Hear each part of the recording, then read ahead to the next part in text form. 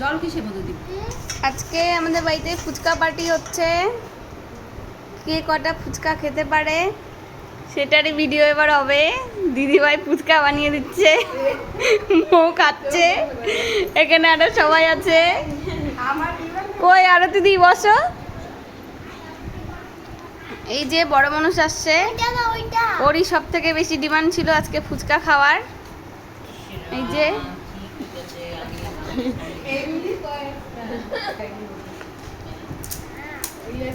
আস্তে বাবা,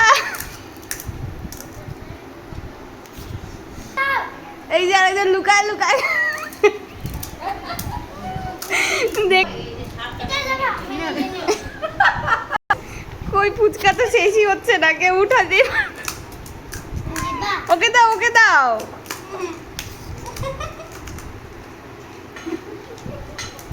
হাই,